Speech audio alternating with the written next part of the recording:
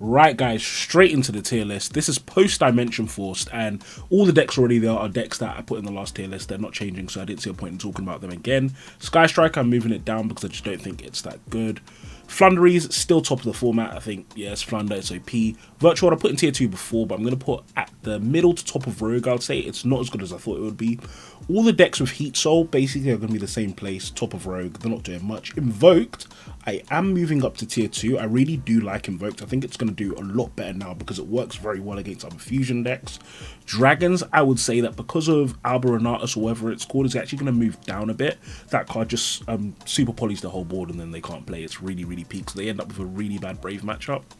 Megaliths, look guys, I've been playing the hell out of Megaliths. I'm telling you now, this deck is insane. If you don't think it is, try it before you argue with me. Definitely it's going to be a mid to high tier 2 deck. It's so good. It's basically just Drytron but a little bit worse.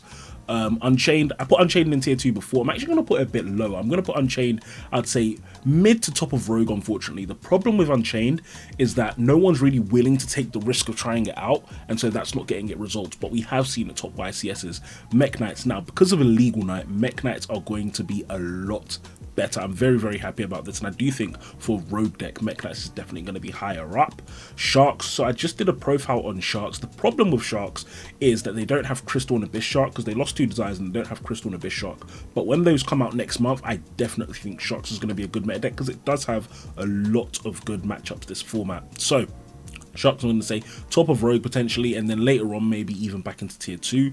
Earth Machines, even though I don't think they're great, I think having Therions is going to have a big an effect on Earth Machines because it does work well with the deck. So I'm definitely going to say if they won't be untiered anymore, they'll be middle of Rogue.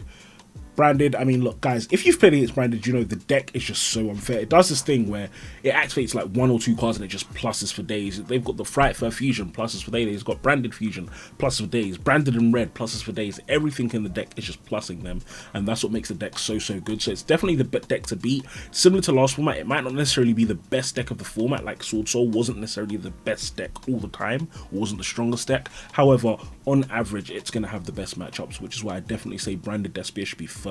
Now, Pendulum decks, it's going to be interesting to see what happens with Beyond the Pendulum. So before I'd say they were untiered, now I'd say they're maybe mid-rogue with Beyond the Pendulum. It's an interesting card. I don't know for sure if it's going to completely shake up the meta. We'll see what happens. Then we've got Blue Eyes. Look, guys, hot take, Blue Eyes bottom of tier 2. We've been seeing quite a few. I think recently there was a guy who topped it. Was it Andre Torres who topped it with Blue Eyes deck? It's so good. And it's weird to me to see a deck like Blue Eyes this high up. But yeah, the new support just works very well with it. 3 skill drain, 3 of the trap, or whatever it's called.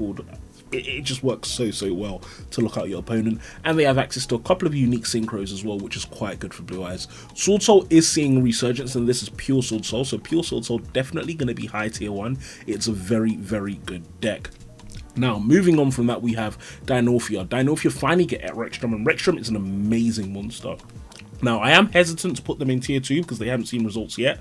But what I'll do is it's a tentative tier 2. It's a tentative tier 2 in that it might go down if no one tries it or if it ends up not being good, but I do think they have a chance.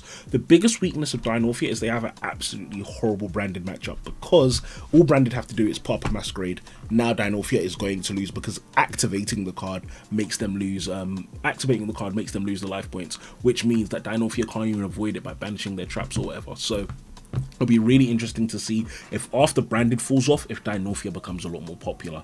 Now, Plunder Patrol. Plunder Patrol is a really good deck in this format because we're in a light and dark format again, and that's all they needed. So they're definitely top of Rogue, teetering on tier 2. Very good deck. That's another deck that I've been playing a lot of this format. Heat Soul, so this is Code Talkers and all of that. Like I said, all these decks are about the same place. I would say high Rogue. I thought they might be tier 2, but relying on hand traps isn't enough, especially in this form when hand traps aren't amazing. Branded Tri Brigade. Look guys, hot take, I think Branded Tri Brigade is a tier 1 deck. I think it's one. We are in quite a wide format. There are quite a few top decks at the moment, and I definitely say Branded Tri Brigade is one of them. Not enough people have tried it out yet, but look, Mercuria is an insane card. Having an interruption in the hand just changes Tri Brigade so much, and then it also grants them pluses afterwards when they banish it from grave. So yeah, Tri Brigade is definitely a really good deck. Prank Kids is also tier 1. It's still a good deck. In terms of exactly where the tier 1 decks sit, I don't know guys, it's really up to you. But in my opinion, Prank Kids is still one of the top decks. It's not as good as Branded, but still very good. Sun Avalon, look, I didn't put respect on Sun Avalon last video. I'm still not putting respect on it, bro. Bottom of row. I genuinely don't think it's that good. If you don't agree with me, put it in the comments. Give me some proof in the comments. Send me some replays or something of you violating with people with Sun Avalon. Until then, it's staying at the bottom of row, because I think using your whole extra deck to end on 3 negates, some was like 6 negates. No, it's not. Play the deck and you'll see it's not really. Using your whole extra deck to end on 3 or 4 conditional negates is not that good in my opinion. Weather is definitely one to watch. I don't necessarily think they're going to be meta, but I do think they're going to be a very good rogue contender, especially as any deck that can main deck Dimension Shifter, which Weather can, and any deck that can main deck Skill Drain, which Weather can as well, is always going to be a frustrating deck to deal with. And so Weather is definitely an interesting one to watch out for. Somewhere in the middle of Rogue probably, but we'll see. It could be lower, it could be higher. Predaplants also get support. I don't think the support's going to make them relevant, so I'm actually going to still leave them in untiered, but we'll see what happens. Maybe, again, if you have some sort of Predaplant build or Predaplant anything, put it in the comments, show me, and then I'll move it up on my next tier list, which I will do in a week or two. Scareclaw, this is basically Baguska.deck. It's going to end up doing a little bit okay this format, just because its gimmick of kind of defense position negating, it's good this format. However, I don't think in the long run it's going to be good. So for now, high rogue, but I don't think it'll stay like that.